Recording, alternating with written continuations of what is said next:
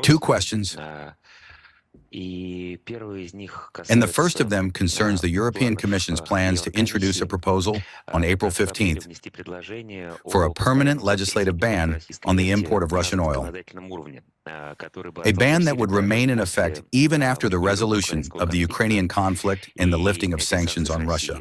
How would you comment on these EU plans?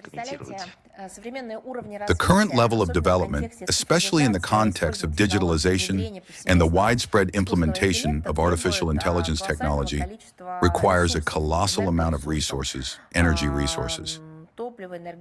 Fuel and energy are once again coming to the forefront, and on a qualitatively different scale than before. All of this will require a completely different, powerful, and subsequent historical turn in the development and consumption of energy resources.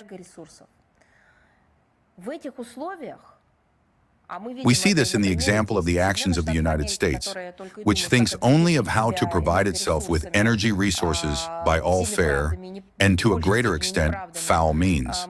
And we see, for example, how Asian countries are acting in line with international legal guidelines. They have also become concerned about their resource base, but unlike the United States, they do so on legitimate economic foundations. And against this background, the European Commission is prohibiting itself from purchasing energy resources from a reliable supplier, proven over decades at reasonable and mutually beneficial prices. It seems to me that only an insane person can behave this way. Well, let's talk about the European Commission in more detail and recall the history of the issue. In May 2025, the European Commission presented a certain roadmap for the phased transition away from Russian energy supplies to the European Union, including oil. In its development, a regulation of the European Union was agreed upon regarding the complete cessation of Russian gas imports no later than November 2027, which also contains a requirement for EU member states that continue to purchase Russian oil, that is, Hungary and Slovakia, to submit national plans for the diversification of their imports by March 1st, 2026. That is, in these very years 2026 to 2027, when the main technological race in the new digital era, the digital epoch, will take place. And at this very moment, the European Commission must completely close off its own option, its variable possibilities for acquiring alternative energy sources, energy resources, and so on, and completely enter into dependence on resource supplies from only one supplier from one direction.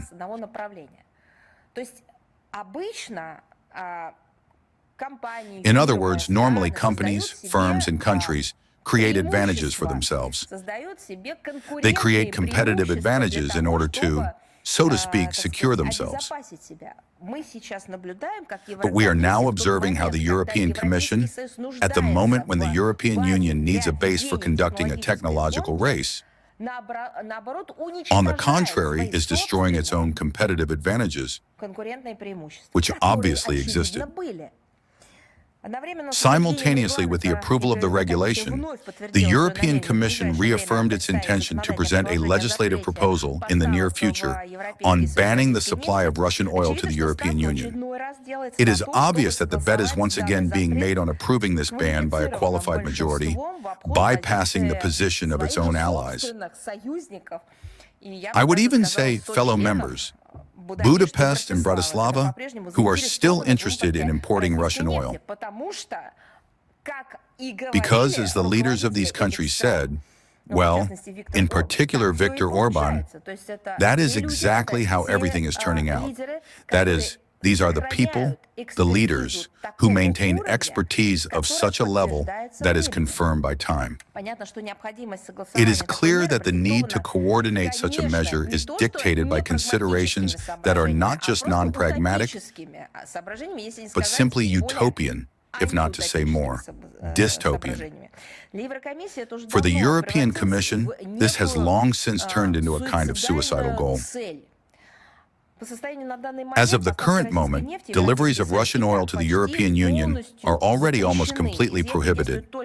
Exemptions apply only to Hungary and Slovakia.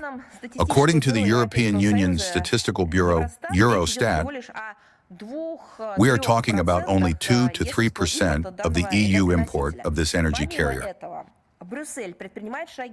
In addition to this, Brussels is taking steps to hinder the delivery of our black gold by sea to other countries. An active struggle is being waged against the tanker fleet carrying Russian oil. All of this is being done under a certain slogan of the need to deprive Russia, as they have formulated it, of monetary revenues from energy exports. The fact that countries interested in energy resources, in particular in Asia, continue to purchase Russian energy resources, understanding that they are already in a state of this very technological race of a new stage, does not convince the European Commission of the deformity of its own steps. It is as if they do not see this. The interests of the countries of the global majority, the negative consequences for the global economy and energy security are not taken into account at all. It would be strange if they did take all this into account. If they are making things worse for themselves, why would they think about the global majority? In Brussels, where they are literally obsessed with the desire to once and for all stop the import of our gas and oil, they do not even consider the mounting damage from such actions to the socio-economic situation in the European Union itself, despite objective indicators. Another matter is that perhaps they do not bring these objective indicators to their population. That is already a different question.